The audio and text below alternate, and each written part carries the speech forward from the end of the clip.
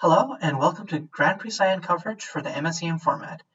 Today we're watching the round 4 match between cftsoc on Grixis Dragontwin versus JustNobody on Blue-Black Villainy. So this match is important because both of these players so far are 3-0. Whoever wins will be 4-0 in the Swiss, and for the cut to top 5, they will have the first seed. I believe this means that they will only have to play one other person in order to determine who is the winner and who gets second place. So, because I believe in a cut to top 5, the other 4 players will play each other to come out to one winner, who will then play the first seed. So there's a lot riding on this match. Right now it's game 1. JN appears to have overwhelming board advantage right now, or not overwhelming, but enough that it's a commanding presence with 2 strike breakers, a Selene, a construct token. Deadman gives Jayan a lot of fuel. Unfortunately, due to Lackey, we can't see what's in Jayan's graveyard, but he does have 17 cards in there, so we can assume that it's pretty strong. And with 5 cards in hand to act as fodder if need be, Jayan seems to be in a very strong position. Compared to cftsoc, who only has 2 cards in hand. cftsoc can, however, use Imperial Artisan with Suzume to hopefully dig for a better answer. These monuments to the Fallen Man will, however, make it much harder for. Actually, no, sorry. He can just bounce and then use his own monument to play Imperial Artisan. My bad. I'm not sure why Unraveling can be cast from exile. So right now what's happening is cftsoc has a rules question, which he's asking the judges to clarify. That implies there's probably some shenanigans afoot. Not quite certain what, though. If this can be cast from exile, reminder is to be trusted. That's very strong for JN, because he potentially has interaction to stop a Dragontwin combo next turn. Because what could happen is Hardcast can use Monument to play Fire Shaper and then go off from there. But JN having counter magic for the Kinkin makes it a lot harder. We also don't know what JN has in graveyard, so there's the potential that JN already does have a few Unravelings just to make this even more impactful. These monuments are really good at playing around Unraveling, but on the board side of things, JN has a strong board here, so cftsoc probably wants to keep both Suzume and Imperial Artisan up as blockers.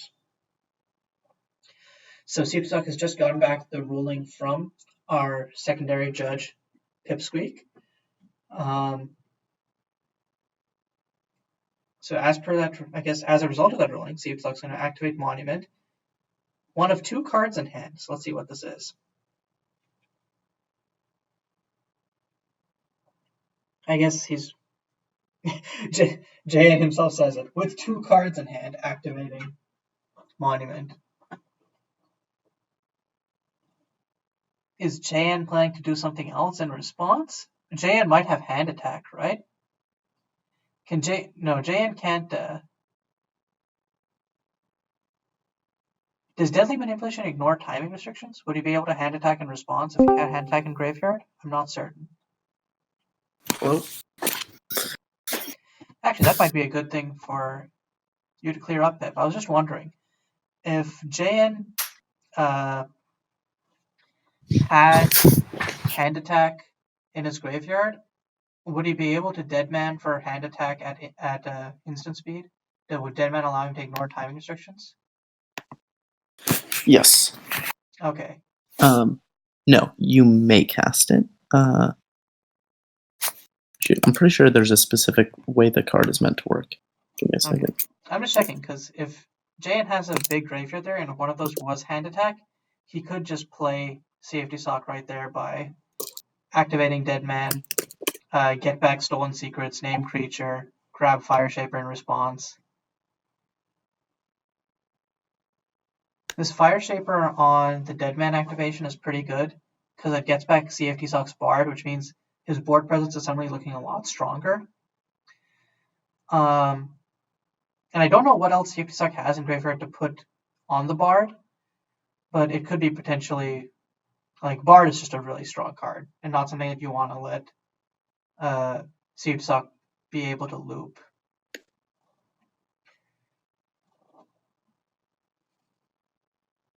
Like, cftSoc's only limit to being able to loop all these powerful ETBs is the number of monuments he has, the number of lands he has, and the amount of life he has. And really, playing Memento Mori in response to exile cftSoc's Graveyard. Yeah, that's a strong move. What this does do, though, is JN does not have access to interaction anymore, which means that if the last card in cftSoc's hand is Kinkan, or cftSoc does draw Kinkan, he can cftSoc can just win next turn. Does JN have any relevant interaction game one that would be able to stop this? Well, I mean, doesn't JN have counter target spell on cftSoc plays 6 mana? Selene the Cruel is on the field. Ooh, Selene is on the field. And JN does So have... Kinkan cannot resolve. Kinkan cannot resolve. So... Oh my god, a third monument! More monuments, hahaha. I think JN just lets this one through unless he has something more in his hand. There's no point to counter this. Yeah. Oh, but JN is. TC's taxing him. This seems strange. Why is JN fighting over this? I guess he can do so for free. Or pretty freely, at least. It still doesn't make a ton of sense to me. Because he already has 3 threats out. He doesn't need to stop the tax. Yeah, and it's not like JN has like something strong that would be able to get through this board right now. And it feels like you want to hold up those force spikes for something more impactful, like Kinkan, like we were talking about. Is JN just like misevaluating this because cftSoc already has monuments? And also, why would you exile your entire own graveyard when you have Deadman? Like, is this a punt? I don't think so. I think JustNobody's just looking at something that we're not. Like, he doesn't have a Bahoom's Penance in this deck, so I'm a bit confused. That would be pretty gas. I mean, cftSoc is kind of dead in the water in terms of... Okay, wait, actually. So when you think about it, each monument represents an additional 1 card drawn each turn from cftSoc. But cftSoc can bounce Imperial Artisan and then deploy it. Mm-hmm. So maybe this is just really trying to cut cftSoc off of a constant stream of cards. Mm-hmm. Fair. But it's technically only 1 card drawn each turn, in terms of card advantage. I guess cftSoc can dig for something. What would cftSoc dig for in this situation? Let's see. I guess Kinkan, but also, like, I don't know. Yeah, I don't know what... I honestly don't know what cftSoc would dig for here. They don't have any wipes. They don't have any face burn. They really just have more creatures.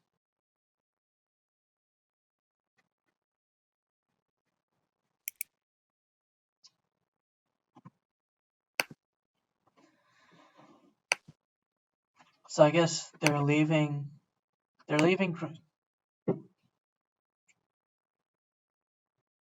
Why is cftSoc leaving?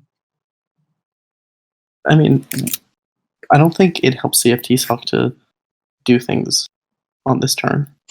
But He can do all I his was stuff thinking that like if he bounces Imperial Artisan and then monuments it, Mhm. he would have the option to do that line twice and therefore draw 2 cards. Oh, and here comes a villainy. To be fair, he can do that later. Since everything involved is that. Oh, I see what you're saying. Bounce once and then bounce again because Yeah. Suzume can't name the same thing twice. Mm-hmm. I see. This does allow cftsoc to draw the same number of cards though via um, bouncing Fire Shaper. Imperial Artisan and Fire Shaper and then replaying them both. Mm-hmm. Oh, that's a fair point. While still keeping the thing slightly more protected from, let's say, a villainy.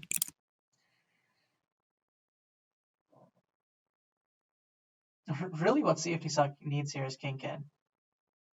Like, I don't think he can win without it.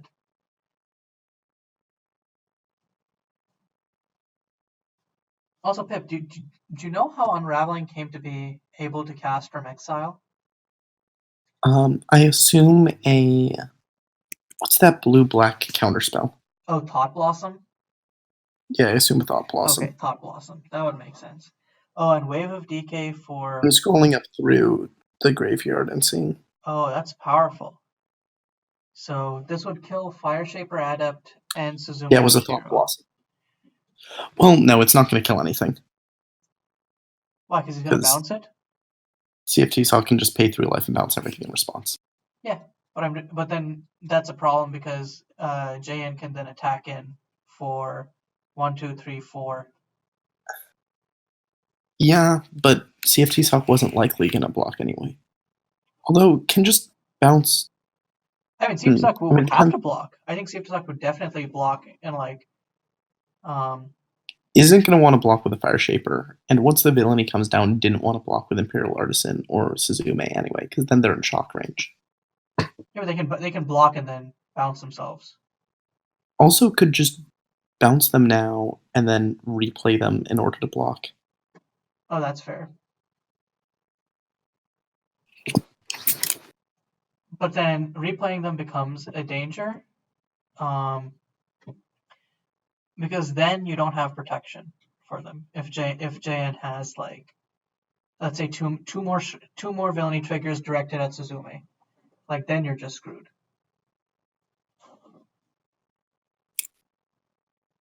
So you probably want to save, like just take the hit from Suzume, and then take whatever hit you were gonna not take by blocking with Suzume, and then just replay Suzume on end, where JN doesn't have.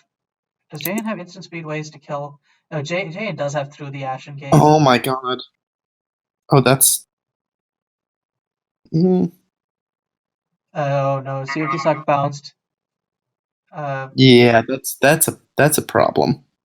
So Fire Shaper dies. Can still salvage it by playing the Suzume with Monument and then bouncing the other guys. Why would he need to bounce Imperial Artisan?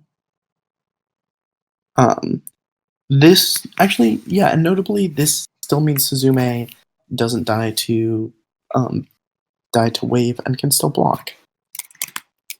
Mm-hmm.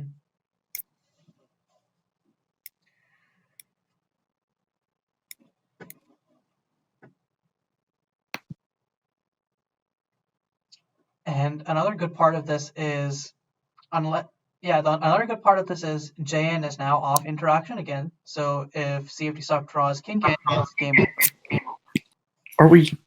How do we figure that JustNobody is off interaction? JN only has 2 lands. His only relevant piece of counter magic is the Unraveling that's exiled. I see. And doesn't have a kill spell that can be cast off 2 mana? Technically has Through the Ashen Gate and then Villainy triggers with it. So I guess that counts. And still has 1 Force Spike, which is not enough. Mm-hmm. Yeah, Through the Ashen Gate is the way that JN can like point and shoot kill stuff now at instant speed. Yeah, cftsoc has to just go, whoops. Mm-hmm.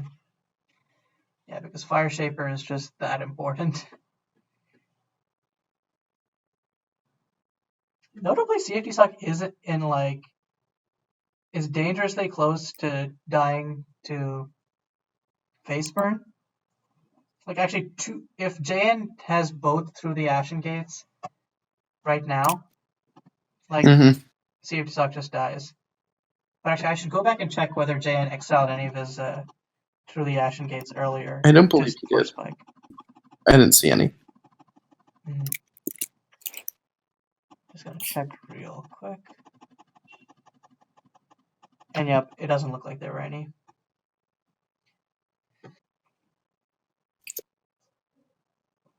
So does the villainy trigger doesn't have a valid target anymore, right? So it fizzles? No. It fizzles. JustNobody gains no life.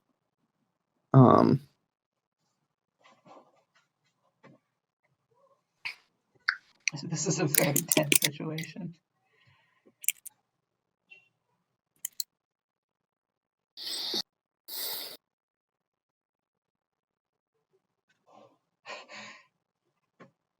With 6 cards in it, like what? I guess the most effective thing to do here would be shoot Suzume if he has 2 kill spells. I'm sorry, not 2 kill spells. Sorry, just 2 any black spells.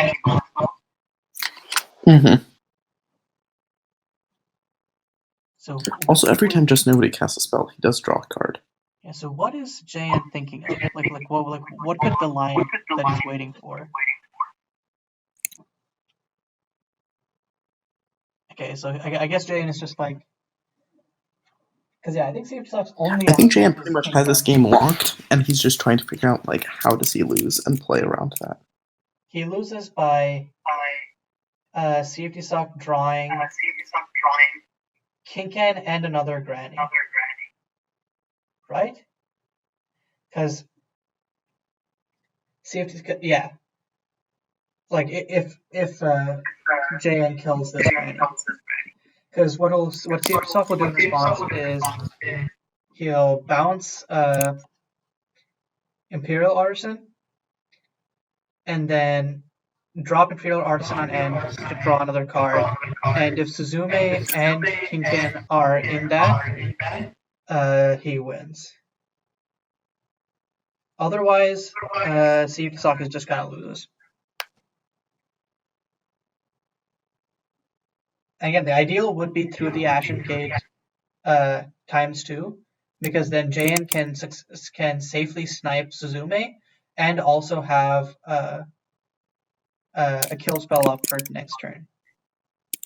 Well, doesn't through the Ashen Gate ×2 just kill cftsoc? Because that's 8 damage.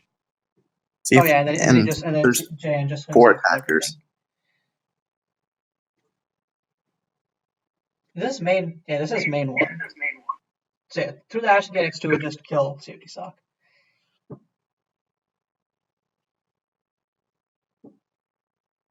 But there is a possibility he has like 1 through the Ashen Gate, and he's thinking of like, can I draw if I with 2 Selene triggers, could I possibly draw into another one? Nope. Okay, JN's just going to end. So what is this 2 mana up for? Another Talk Blossom? Talk Blossom on what? Cleanse turn? Unraveling? I guess a cantrip? Like, I don't know, man. It could be for Memento Mori. I could see that. And cftsoc didn't bounce. I think that's why cftsoc didn't bounce Imperial Artisan on because he was worried. I guess no.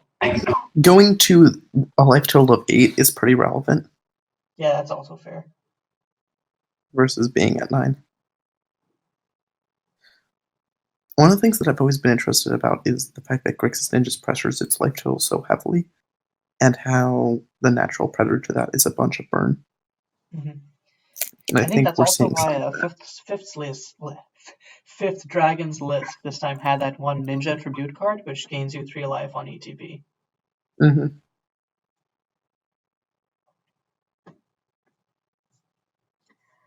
I think Ninjas is in a weird place because it's playing tempo, but it's also like I want to kill you as fast as possible. But it's also like I want to kill you as fast as possible on my own time. So if you take the on my own time part of the equation, they're like, wait, hold on. Why are you hard casting this Imperial Artisan? Boy. To hold up monuments for nonsense. No, but this is such a bad idea because cftsoc only out here is drawing into Kinkin. But then Kinkin will get force spiked if he has it. Because JN has enough for one or maybe two force spikes if JN has like another. So if JustNobody has any instant speed spells in hand, it also gets force spiked. He doesn't hardcast it. No, that's not true. Yeah, I got no idea. Yeah, hardcast, that just feels like a punt to me.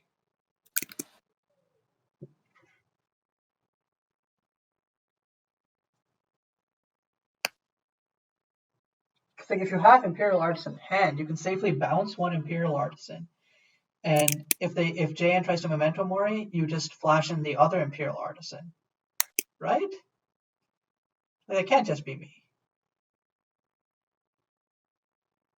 And cftsoc kept a land? I guess he really just didn't have good draws there, but still. And what are these? So cftsoc has 2 cards in hand. What are they? Okay, so end of turn. JN is Memento Mori.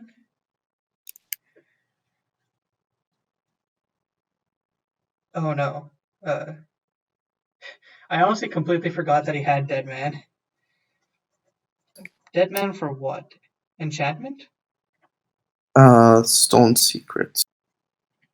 Yeah, I mean, sorry. Stolen Secrets for enchantment? Probably for creature, I would assume. Oh, yeah, for Fire Shaper Adept. So then cftsoc is forced to flash in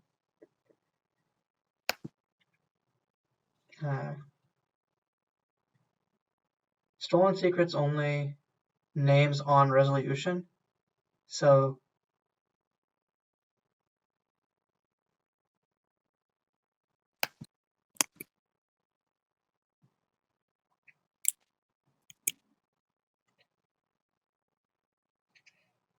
this is such a tense position.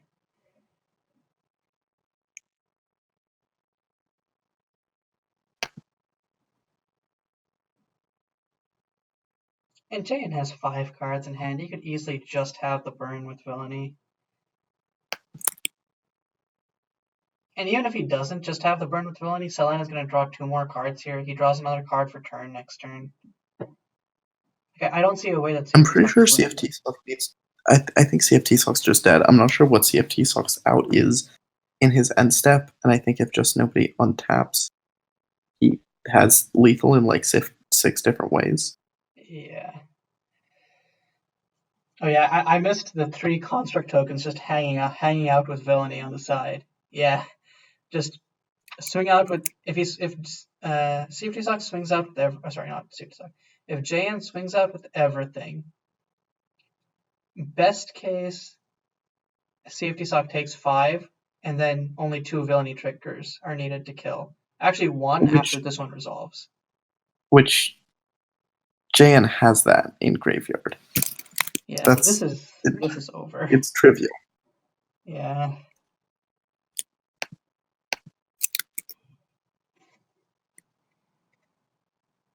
So I think cftsoc is coming to the same conclusion. Unless, is cftsoc going to copy the trigger and then kill something? I guess cftsoc can just copy the trigger. Well, then what are you going to kill? Is he going to make a construct? Are you sure you don't want to gain 2 life, maybe? And kill a Union Rail? Or kill Celine? I think kill Celine might have been the right thing to do there.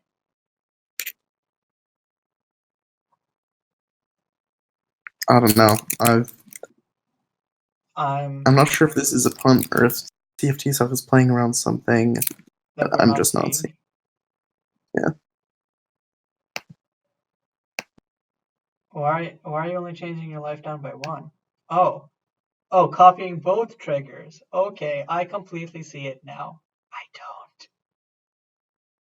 Oh no, copying that trigger twice? Wait, how are you playing Reprising Bard from hand? Yeah, I'm not seeing it. Oh, I think, is that just... Oh, is...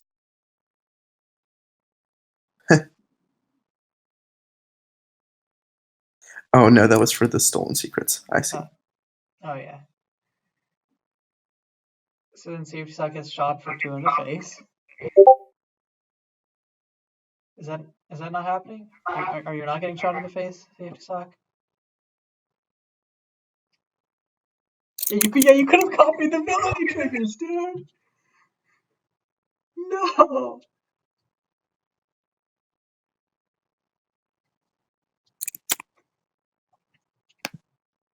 Ugh. Yeah, if cftsoc had copied the villainy triggers, he would be up to 10 life right now. And that makes it somewhat harder for JN to kill him. Still pretty much in the realm of possibility with 8 cards in hand and a board like that, but oh, is it gonna be another villainy? Don't do it to him. Don't do it to him. Absolutely No. do it to him. Yeah. This is like unnecessary displays of power. Yeah. Oh my god. But isn't that what a true supervillain would do? It's all about the That's true. presentation. And Saxtalan. Oh, are you kidding me? Why sack Celine? It Because doesn't matter at this point. JN is styling. Also, maybe because Jane didn't want to accidentally kill himself by like sacking too many construct tokens. But in that case, you could sack lands, dude. You have lands that you aren't going to be needing past this turn. But yeah, okay. So game 1 goes to JN. Let's look at sideboards. So, I think with JN, another wave of DK, Wither, Mind Rip, maybe. I don't know. I could see Wave of DK, Wither, Mind Rip, and or Abscond. That's a lot of cards, but I don't think it'll be all of those. But I could see some split of that. I think Abscond cftsoc, feels very good here. cftsoc, I think will bring in the negate, but also I don't know, negate and Chigao maybe, or because I think like I don't know. Actually, I don't know if cftsoc is gonna bring in the Rogs and the Demolitionist Devicer. I don't know. I don't know. I don't think so. Because I think like cftsoc doesn't want to try and like burn out JN because that's not gonna work. I think he needs to still go for the combo, right? Probably. I mean, I don't know. Hard to say. I'm pretty sure he can't grind JustNobody out. Mm-hmm. So we do see cftsoc is making like a lot of sideboards in. Oh wait, did cftsoc just do the good old move entire sideboard in? So yeah, I think cftsoc might have done the good old move entire sideboard into your deck so they can't tell how much you're sideboarding planned. Which is probably a good call. Mm-hmm.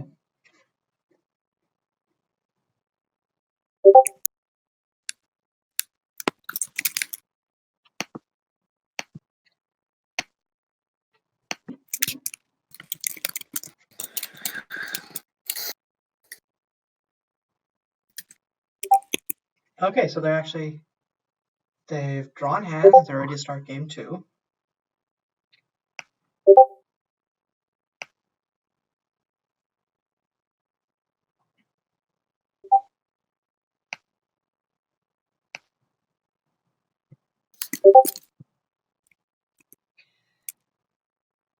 So cftsoc just playing a tap, Desert Shock, passing. cftsoc deck doesn't have much to do on one other than cantrips, but I think okay. So keeping a hand without cantrips means that it must be all twos, baby, just twos all the way down. Meanwhile, Mono Jayan twos. cracks a fetch for a Pain land, which is interesting in this matchup, but I think Jayan is assuming that cftsoc has not brought in the damage package and is playing Duress to reveal creatures and 4 lands. That's harsh. Okay.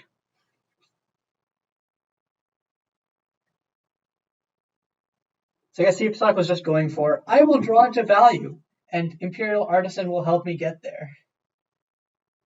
So actually, I wonder if cftsoc going to play Artisan or Suzume. Okay, Suzume first, I guess.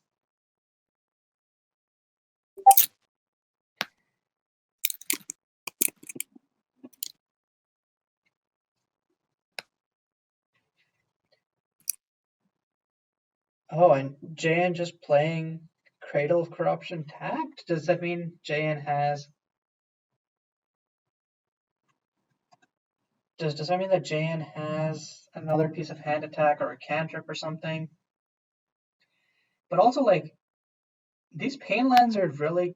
Like, this might sound painfully obvious, but these pain lands are going to hurt Jayan a lot, because if you're going pain land into basic, it's fine, because that means you know turn 3 you're going to be able to turn it off.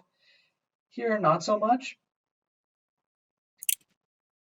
And like, I mean, I think it's possible that Jan had just identified that he doesn't need to care about his life total that much this game, which is weird but plausible. cftsoc list pressures life total significantly less than Fifth's list.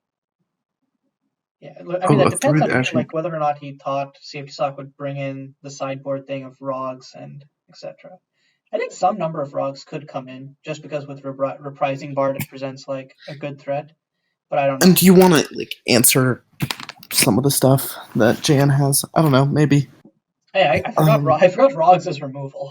I've always been seeing it used as face burn, but I guess I should have remembered since earlier today, Cajun was using it left and right on the Performer of Ambitions that Edward had. But yeah. Mm-hmm. Yeah, as we expected, Imperial Artisan. Brainstorm on ETB is pretty strong, and being able to do it again and again is even stronger. Yeah, it turns out Brainstorm every turn is really good. Usually you have to spend 4 mana on that. Mm-hmm. So I wonder, like, there must have been a reason for Jane to keep this hand, because right now it feels reasonably clunky. I guess the Oracle's Vision could have been, he might just have more cantrips. Okay, Flooded Depths, hopefully searching for a basic. Has to shock that out. I think this is going to be Swamp into Villainy, if I'm not mistaken. Yeah, I think that's the only reason you keep this hand. It's because it plays a Villainy on 3. That, or he's... Yep, yeah, I guess it is. And who cares about being down to 11 life? He's got Stabilization. And does cftsoc have... I think Grixis, the liability of being in Grixis colors is not having much of a way to answer resolved non-creature permanents. cftsoc does have Dune Grasp, but I don't think it would bring Dune Grasp in for this. So I guess cftsoc plan is go fast, hope. But cftsoc could just have, off of that Imperial Artisan, could have just found Fire Shaper into Tinkin. It's implausible, but it's possible. Do you think playing to maximize your YOLO plays with Ken is kind of a mistake with this deck? Ken is kind of just this deck's unfair backup plan. It's not the primary game plan of the deck. Yes, but also like it works with all of your ETB stuff. Like, not gonna lie. Like, I mean, it's like, yeah, it's definitely valuable. Okay, so JN playing the Duress. And Shocking Face. Okay, so Shocking Face tells me that It means he wants life, because if he tries to shock the dudes, They get cftsoc just bounces them. And he needs to gain life, otherwise he gets run down. Yeah, I think King Can is. I don't even know if it's like a YOLO thing. It's just you play it as like a value engine only half the time, and then it just happens to combo. Like, and it has like so many like little combos, like in the sense of like with Reprising Bard, it just lets you replay any instant of sorcery in your graveyard every turn. With Imperial Artisan, you're basically just drawing a card each turn. It's like it's just good, honestly. I think the only reason not to be running 4 with it is that it's legendary, like straight up. If King King could stack, then believe me, cftsoc would be running 4. At least that's my impression.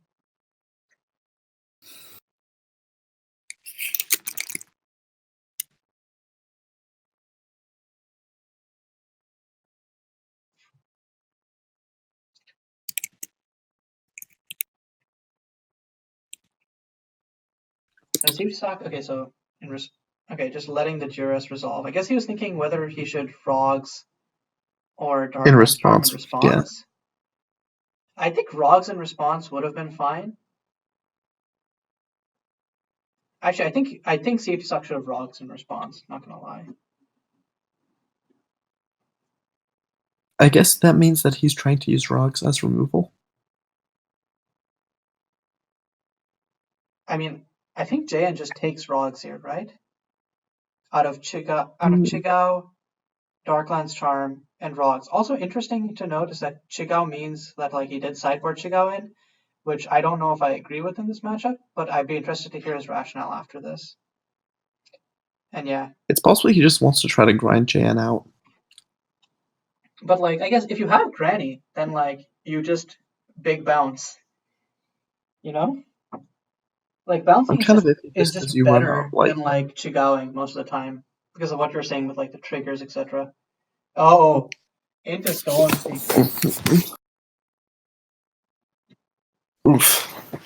And probably naming creature to take the Fire Shaper Adept. But that's what Chigao is good for. Or cftsoc could just flash in Fire Shaper Adept now and redirect the shock back. And then lose Suzume, which he's fine with losing. Or actually, at that point, JN wouldn't name creature. JN would name instant. No, JN's just taking it. Oh, not JN, sorry, cftsoc. I think redirecting the shock would have been a good play. I might be overvaluing having the Fire Shaper.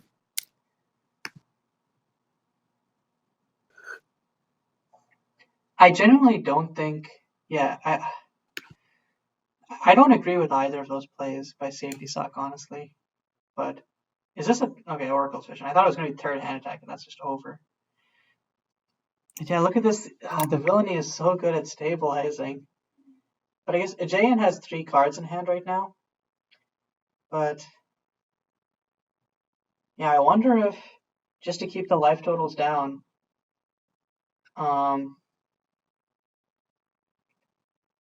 cftsoc should have just Fire Shaper, Rog's Frenzy, because I don't think you care about losing Darklands Charm. I don't think you care about losing the other Suzume.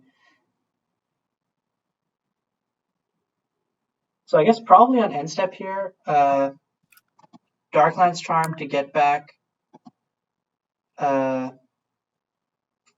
Shaper is what cftsoc's going to do. Like what do you think? Or he could make Rogs tokens, but I think Rogs tokens just die to villainy triggers. Maybe, I don't know. Yeah, I wouldn't be excited for Rogs triggers. Maybe Darklands Charm to recur Fire Shaper. Yeah. Feels kind of weak. Yeah. Again, I really think cftsoc should have cast Fire Shaper earlier. Because you have Suzume protection up if anything happens, right? Like, if in response JN casts something else to kill Fire Shaper, you just bounce Fire Shaper again. You're fine with that.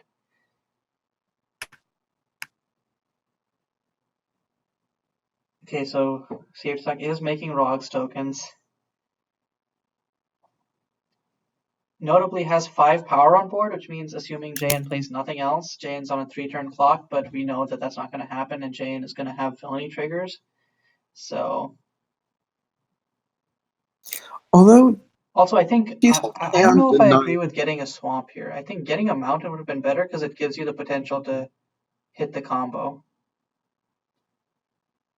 You do need swamp. Now this doesn't feel strictly necessary. Yeah, I don't know.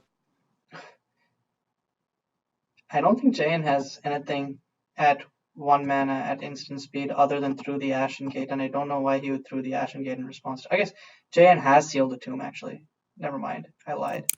So if JN brought in Seal the Tomb, he could Seal the Tomb in response to this. But he didn't, and cftsoc is going to draw a card and then name Fire Shaper Adept.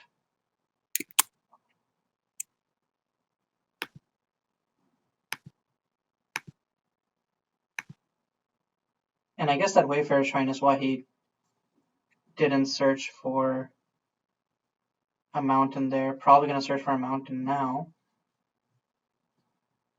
Yep. Still doesn't have enough mana to Fire Shaper into Kinken, though. Gonna Seek Prophecy.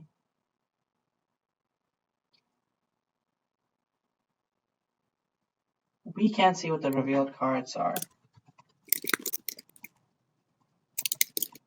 Gonna ask.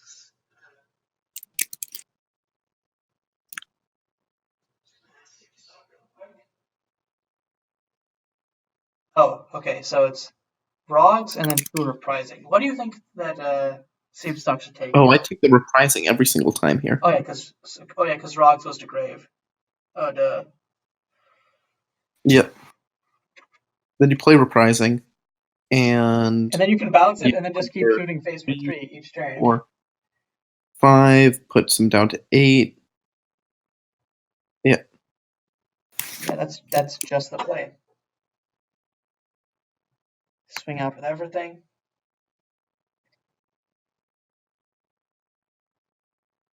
Or do you think cftsoc will actually put Seek Prophecy on the board to try and find Kinken? Huh. It's a little. It doesn't hurt, no. That's a conundrum right there. It's playing Reprising, so we're going to see what it is right now. Oh, no, this is way better. Oh god, oh no, he's just going to lock JN. Ah! JN has a land. Has a land. Could play a second one. I guess. And I guess. Oh, but you're right, this is so much better.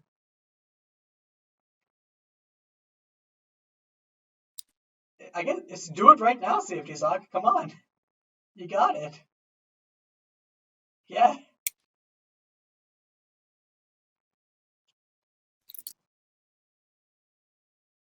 Yep. And this is why the Reprising Bard and Unraveling Loops are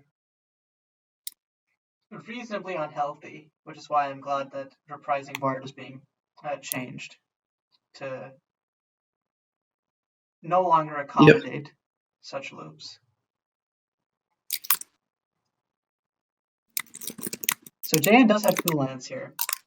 With 2 lands, can play a lot, but the issue is as soon as JN plays something here, he gets tapped out. So if he has Memento Mori is his out here.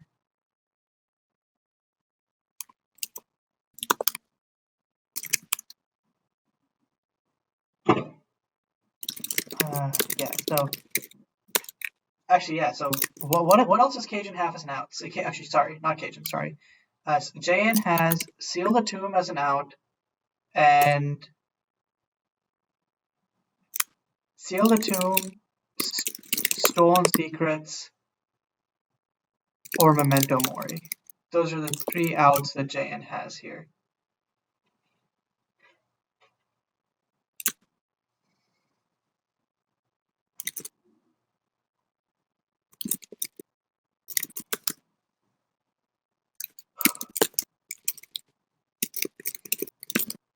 But even if JN has Memento Mori here to exile Graveyard, JN is down to 6 life. Actually, I guess the Memento Mori trigger. Oh, Wave of DK. Well, Yep, this is what needs to happen. So cftsoc just bounces. Shocking Suzume was a mistake. Because now, in response, so Jan gains 1 life. Goes up to 7. But then this is just game over. Well, no, because he can just bounce Suzume.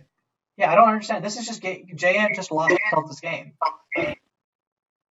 Because now next turn self bounce the Suzume. And then next turn plays Suzume, plays Reprising Bard, Unraveling, bounce Unraveling, freeze all of JN's lands. Unless JN has like what is JN's last card in hand? You know what I mean? Maybe this was JN's best thing to do. No, why are you letting Suzume? I guess cftsoc has another No, cftsoc discarded that Suzume. So what are you doing?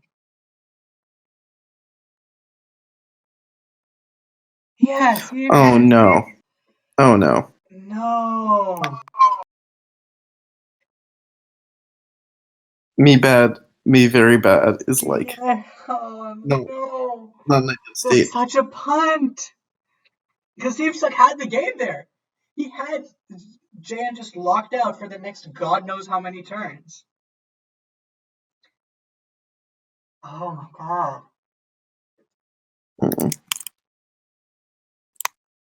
Suzume, cftsoc could still just draw another Unraveling naturally.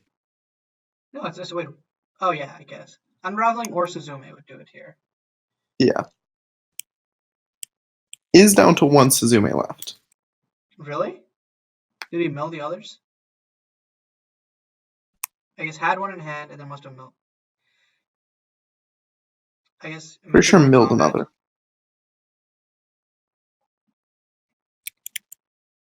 And JN's hand is now refilled. Oh, that's Suzume. Okay, never mind. We Gucci. Yep. Still a walk. Okay.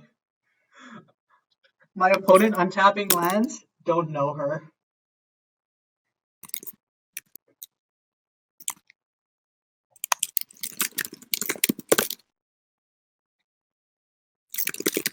Hey, what do you mean Bard trigger on the stack targeting Unraveling? What do you have? Does JN have through the Ashen Gates and Grave? Gate? Oh my god. Oh no. Yep. And this means the Unraveling will be exiled. Oh god, we're gonna have to keep watching this game. Wait, what happens? So what this means is it'll... Okay, so Suzume can pick Reprising Bar back up in response, but Unraveling is going to be exiled forever, and Jan is going to get to untap. cftsoc, I think, accidentally +1, and then meant to -1/-1.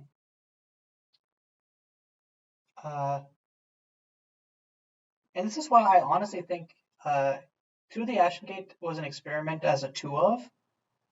But I really think it should go up to a 4 of in future villainy builds, just because being like 2 spells for the price of 1 is insane. And like when you have villainy out, 2 life is literally negligible as a flashback cost. Yeah, I think the problem is the card is really good when you have your good cards, and it's kind of mediocre otherwise. And it's usually a bad idea to play cards that are only good when you have your good cards, because the point of running good cards is they're really good. Yeah, fair. But I don't... Okay, I guess my perspective on it is that Through the Ashen Gate is not so bad that I think that it's like actively debilitating in the way that one... It's very close to Gitaxian Probe that doesn't look at your opponent's hand or draw a card. Like... Yeah, but I think that the Investigate here is honestly fine if you have a Salan. Like, I think that it's just like... It's a card that is like you said, not very good in isolation, but there's also lots of tools that JN has to make it good. And you never really have to play it outside of those.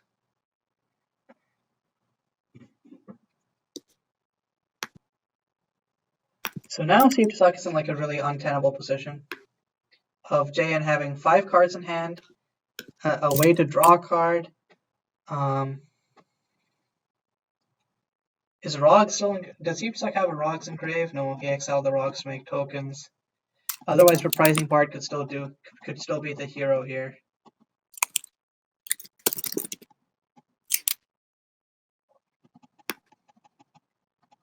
I mean, yeah, there still is a Rogar's Engrave. Oh. And cftsoc is like conspicuously within burn range.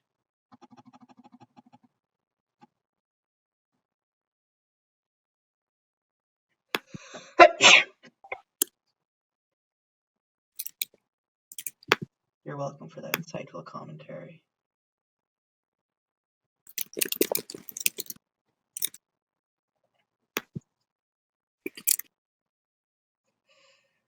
So the good news for cftsoc is the huge punt there that was punished might not be being punished enough. JustNobody is kind of out of resources in terms of life total to work with.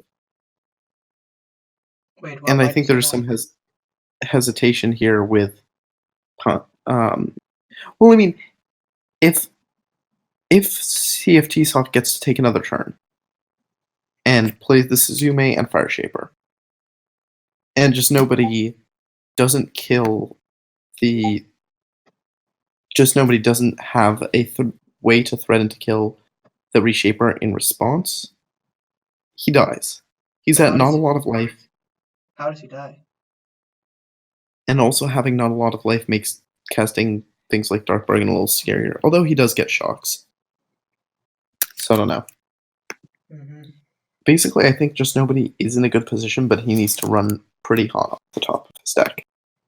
JN needs he has 4 lands, so he needs exactly 4 spells to kill cftsoc right there. Oh man, now he gets to take the Reprising Bard away. Oh, 2 of them plus Darklands Charm is kind of a meme. Oh, he has 2, indeed. JN has 4 cards in hand, and that's it? Pester. What do you have that's 4 mana, bro? Or are you just holding up, like, what? Holding up Memento Mori? Or no, holding up Mind Rip. Holding up Mind Rip. That must be what it is. Okay. So JN has Mind Rip and he's keeping Mind Rip up. Gotcha.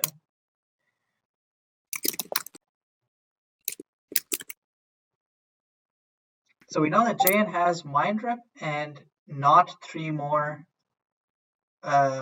black spells.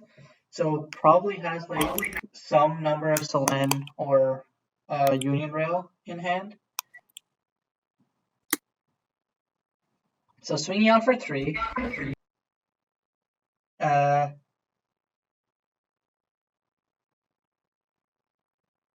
Is he just going to Rog's face and hope that JN was bluffing with holding stuff up? I mean, actually, you know what? Dropping Rogs is actually a fine thing to do here, because you Rogs and then drop Reprising Bard, Rogs again. Like, I think you're entirely fine with doing that, right? Because that does 6 damage. JN is at 3. JN has the potential to only gain 4 life at maximum, but probably 2.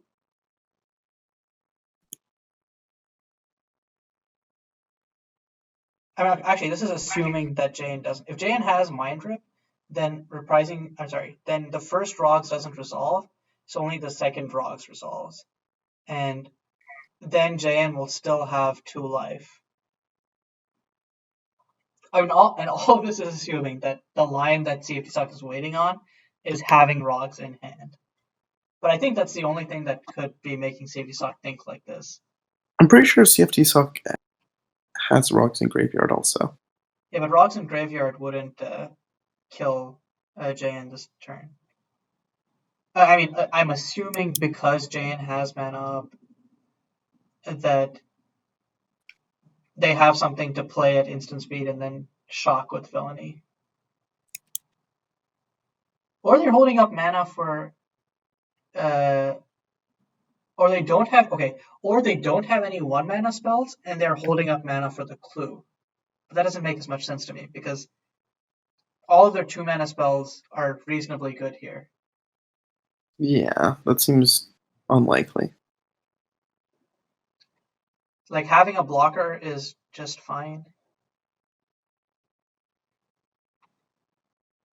Is cftsoc just gonna leave it and then try to have? I don't think you don't want to let JN untap here, dude. I don't think that's. But also, does cftsoc have a choice? You can feel the tension right now. Yeah, absolutely. Oh. And like cftsoc must be feeling the pressure because he's punted a few times this game, and he really doesn't want to do it again. Yeah.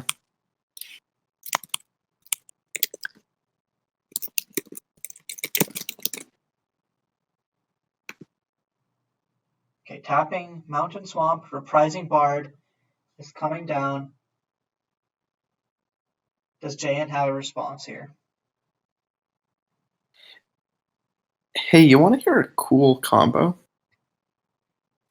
Is it sure? If you play Reprising Bard, and you play Fire Shaper in response to its ETB, you get to exile 2 cards. And I believe when Reprising Bard leaves the battlefield, I believe you get to cast both of them. Oh, word? Okay. And he does have Chigao on Fire Shaper, but he didn't do that. Frenzy? Rogar's Frenzy. Oh, okay, Rogar's Frenzy. Were you thinking Wait. Blood Frenzy? Yeah, I had a moment of, why do you go to Blood no one Frenzy? calls Rogar's Frenzy. Everyone calls it Rogs. I mean, sometimes people have Rogar's Gambit, and then things get confusing. Oh yeah, totally. I've seen Rogar's Gambit so many times in these lists. So many. It's just it's a staple, you know? Just like Rogar's Frenzy.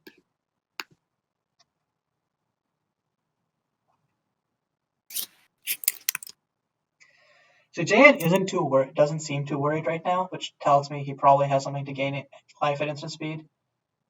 Oh, no, that's a good point. If cftsoc bounces Bard and JN has 2 spells to cast, JN kills cftsoc in response. Although, cftsoc shouldn't be afraid of that. It's still worth trying to do it. Yeah, I think JN is bluffing by saying it out loud. JN is definitely bluffing, but if JN had 2 spells, he would have played it. Oh, especially because if JN does a villainy thing, then cftsoc can copy it.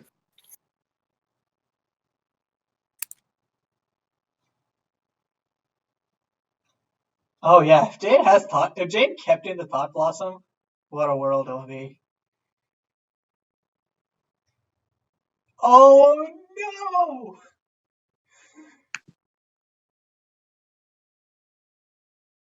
Oh no!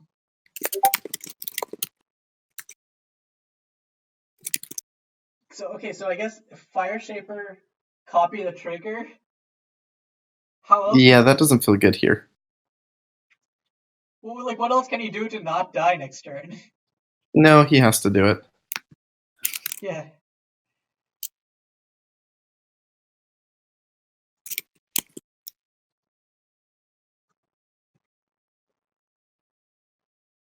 Shock me. How would cftsoc block JN's lands here. No clue. I guess cftsoc has another Bard in hand and could, but cftsoc can't bounce the Bard. So cftsoc wouldn't be able to unravel, or does cftsoc have unraveling in hand? I don't know if we know of it. If cftsoc has unraveling in hand, then probably should play it here and pray.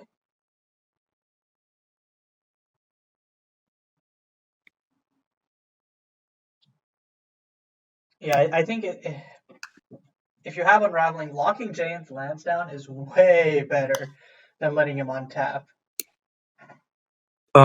If you had Unraveling, you know what would be better than that? What? Countering the Thought Blossom. Oh, yeah. Yeah, big mood. Which is technically still on the stack. Because they haven't resolved the life loss from the villainy trigger.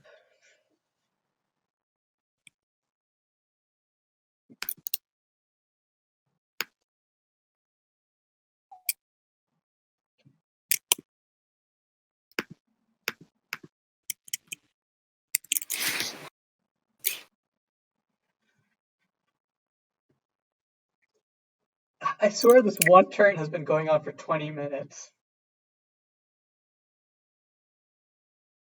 Only 9.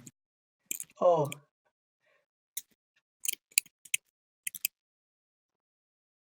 JN just casually trying to like wheedle information out of cftsoc here.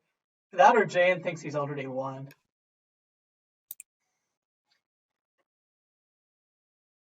Is this over?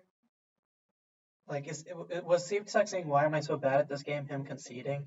I don't think so. Wait, let me check the page to see if cftsoc actually went and reported it. No. So cftsoc is probably still just thinking. Yeah.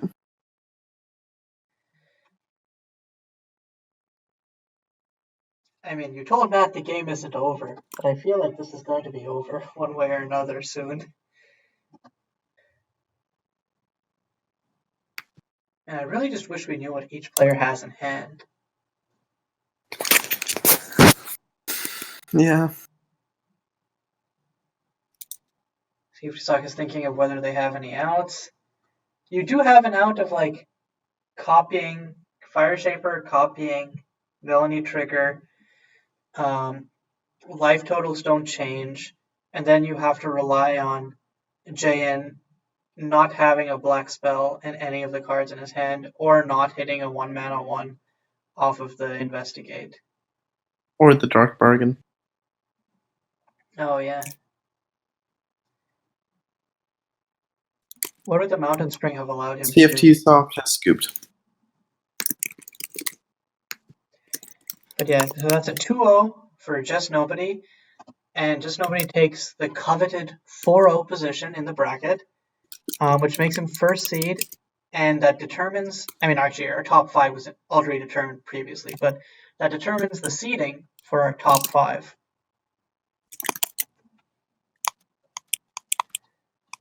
So our top 5, I guess they haven't reported yet. Yep, I passed on to Matt.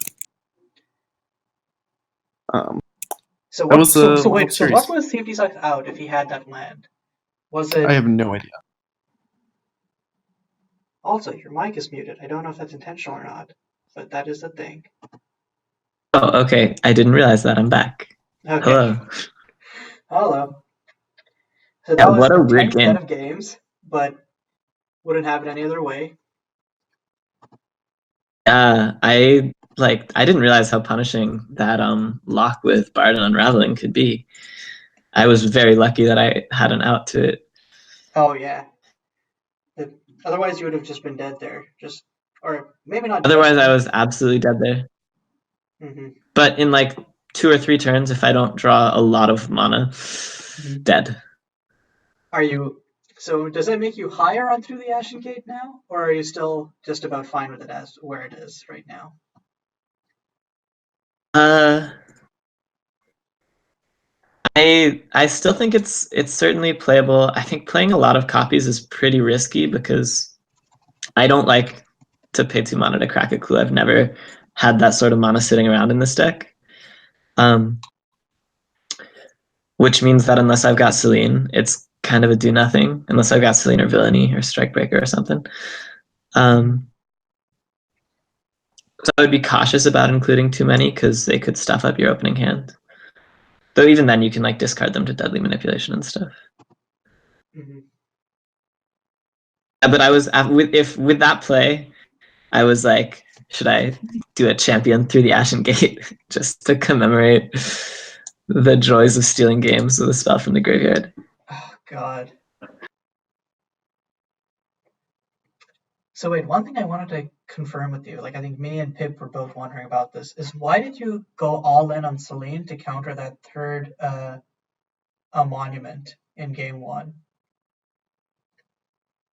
Because I was pretty sure I had enough black spells to win, and if I could just get Sift to be tapped out, I was ready to just win with Villainy.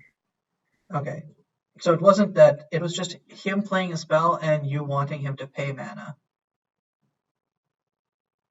Mostly. I mean, Monument is not a card that I want. Otherwise, I could have let it resolve after he was tapped out. Because every copy of Monument means one more thing he can do every single turn. Fair. Which is pretty brutal. So in terms of cftsoc deck's really cool. Yeah, it is. I think like What's up? I had a question, but like now that you mentioned cftsoc deck being cool, I think it's like just it has so many different like engines for stuff, and like Yeah. I honestly think that the only thing that I might be down on is Prying Inquiry, Seek Prophecy, Monkey Shines as the suite. Actually, Monkey Shines and Seek Prophecy is fine. Prying Inquiry, actually, I think I might be down on it. It feels like a card that you would play if Cane Dancer was being played, but I think that, like, I don't know. I feel like, I don't think, like, cftsoc sideboard is particularly pressured for space, so I think you would probably play, like, a split of Stolen and Duress in the main, and then maybe, like, switch it out. And because I think, like, fast hand attack is super important in this format. Yeah. I mean, I'm also like playing a deck that runs a split of hand attack. Mm-hmm. It seemed like in both there of those was games, some like thinking your about what the move was. innovations of Selene and Through the Ashen Gate, respectively, really came in, came in clutch during those games. So yeah, I'm very happy with this deck as like an evolution of the deck that Monger's been playing. Because it's mostly Monger's list, but with some switches. So credit for credit is due. Yep. Yeah, Celine has always been really powerful. I've never been disappointed. I was worried that I would get hands with Celine and I just couldn't cast her because I would have to sack lands and it would hurt a lot. Or I would like have to just cycle her by sacking her to the next spell that I cast. But that hasn't happened so far. Celine's been pretty good every time. So looking at the top 5 bracket, or I guess since you're out of it, the top 4 bracket, what deck are you most afraid of having to play? Is it the run back with cftsoc, or is it another deck here that you think could give you more trouble? Who is it? Who is it in the top 5? It's you, cftsoc, me, Fluffy, and Cajun. Okay, so we've got Grixis Twin. We've got Prowess Walkers.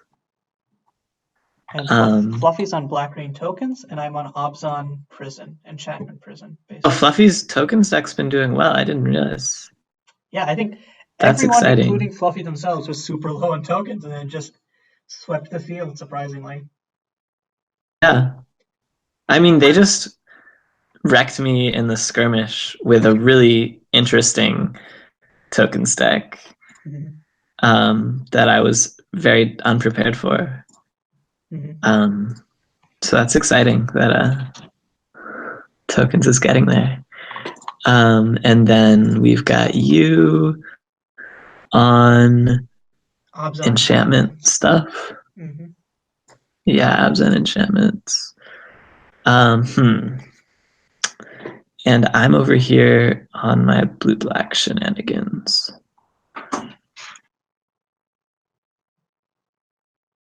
I feel like my match against cftsoc is pretty good, just because his list can't really answer villainy.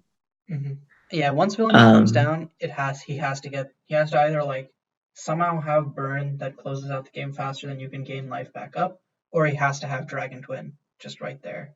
Right, right, and his deck's not really built to race, except if it twins off. Like, way to beat villainy is to like really be applying pressure, which he's usually not doing. Yeah, I feel like it's apply pressure, and then if they choose to drop villainy early, just have removal for it.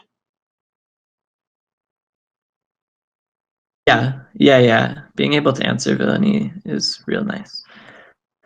And definitely forces me to play differently if I think the opponent's holding some sort of enchantment removal.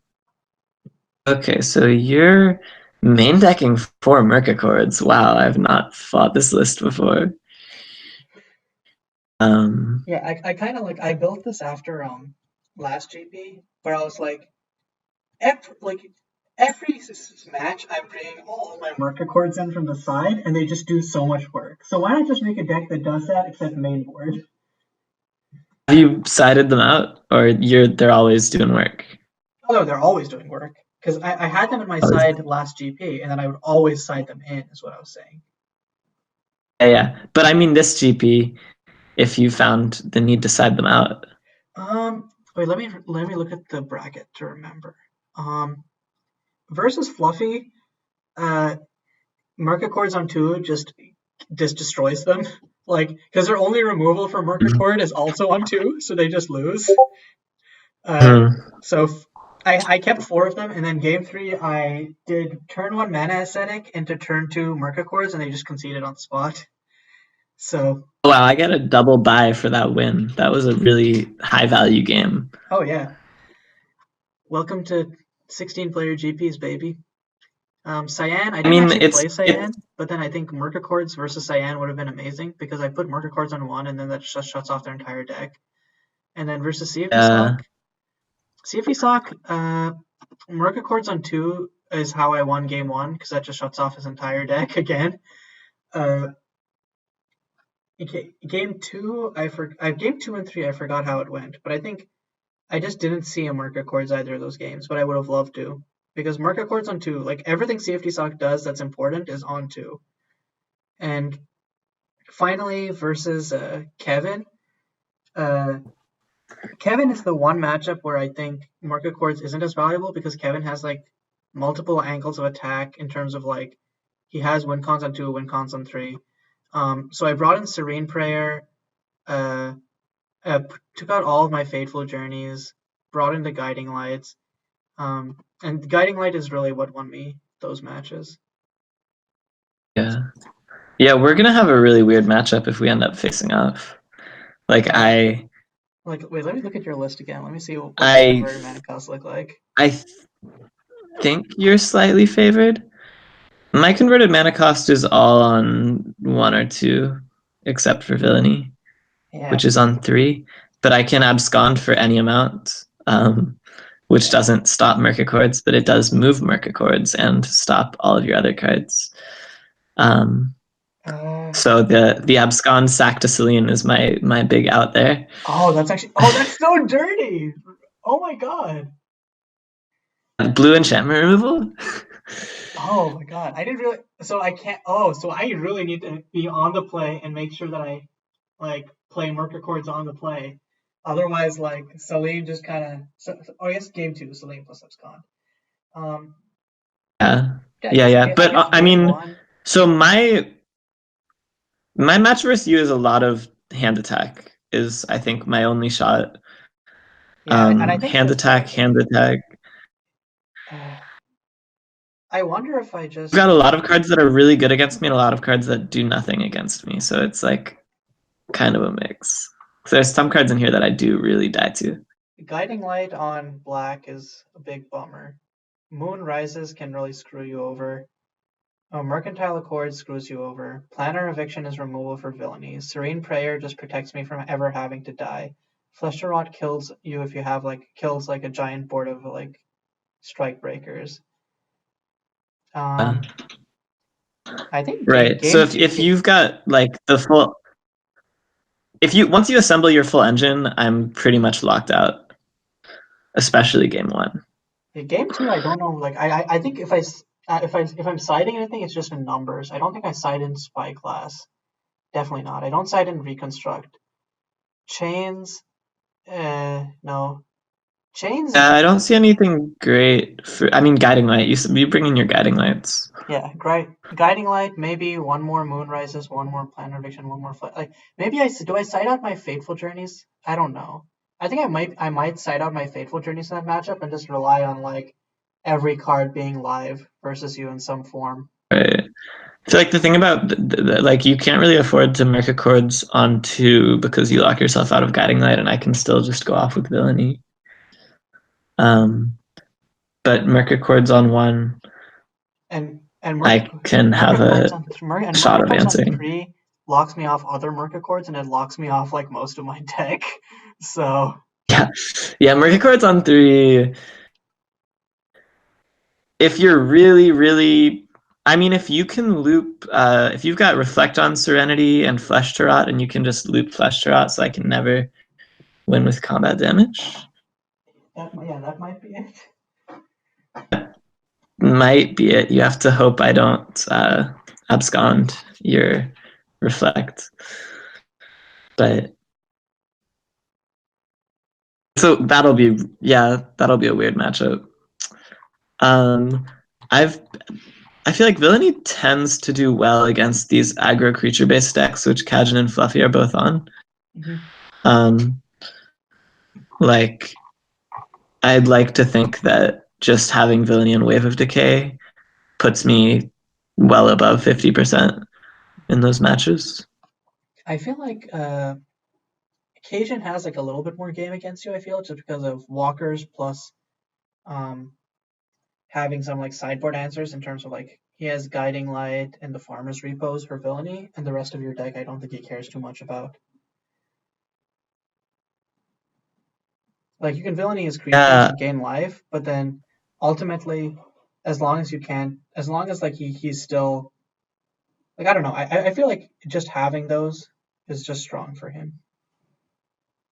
But I'm always gonna get a duress or something off, so yeah, fair. He has to be pretty lucky to hold on to those. But yeah, I'd say Cajun probably has more game against me than Fluffy. Yeah. Fluffy's sideboard. It dies to Wave of Decay. It's got Naturalize in the side, but that's not much. Smokes Whispers has actually been putting in hella work.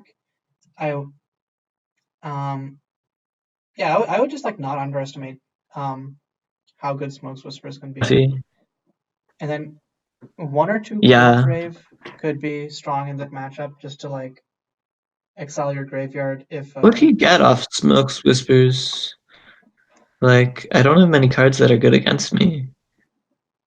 Thought Blossom is probably the best pull. Actually, Selene would be brutal if Fluffy can cast a Selene. Mm-hmm. Imagine that. Yeah. Every spell makes so many tokens. Or depending on what they have, they could honestly just grab Villainy, which may sound stupid, but if you look at their list, they have 4x Dark Bargain. They have some Villains the Musical. They have Exit, Path to Mortality. And I've noticed some second games they kind of side into a more controlling role with 1 and done and Smokes Whispers, which is weird, but it ended up working really well. So that could work in a weird way. It could, if they've got the right hand with 3 black non-creature spells. it could get there. I do think just chaining token makers with Celine would be real funny. Yeah, so that's where we're at. What are the matches round 1? It's cftsoc against Cajun, Fluffy against you. Yeah, I think I feel very comfortable versus Fluffy, but Fluffy does have like explosive plays that could just kill me. Like the most like yeah, having your game 10s is nice there. And me not having any instant speed removal means that like stuff like Seed Call on my end into Nomadic Patriarch can be like brutal. Villains the Musical into like Boundless Evolution or Sprouting or something can just like drain me for 6 out real quick out of nowhere. So what deck beat you? What was your loss? cftsoc. I lost to cftsoc 2-1. Game Gotcha. 1 I locked him out with Market Quartz. Game 2 he locked me out with Unraveling. And game 3 I forget, but it was reasonably close, but he ended up just outvalue. He just like had the win solidly. That's all I remember. Has he ever comboed off with Twin in the games that you've watched?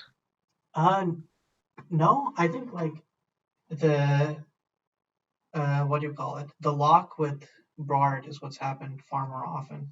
Yeah, the lock with Bard seems like his priority. Twin's like, I mean, it's a threat, and the cards are both all right alone. But it seems like I don't know how it would be if he was just running like more interaction instead of like Kinkin and stuff.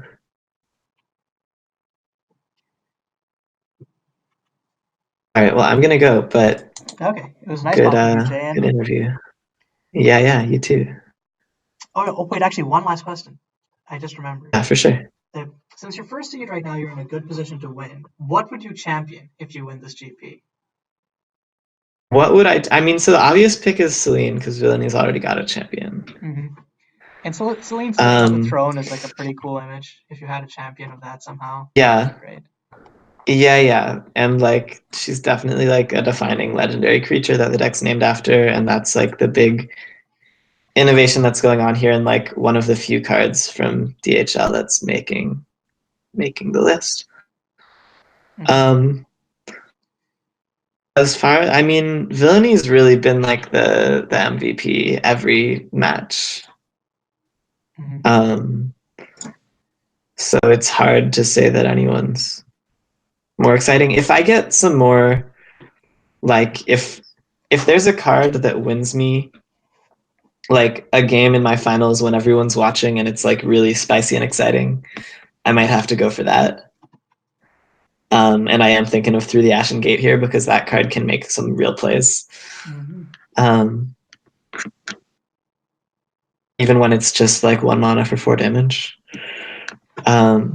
It's often like the last thing they expect. Like that game where like cftsoc like, I'm gonna lock you out, and you're like, actually 0 mana interaction. Yeah, right. I was tapped out, and he was like, I've got this, and then it's like, what? Free interaction from the graveyard? And that I mean, that was just like a lucky mill off of Oracle's Visions that won me that game. Yeah, and it's hard to keep because you're milling so much that like it's very reasonable to expect people to be unable to keep track of it, if that makes sense. Right.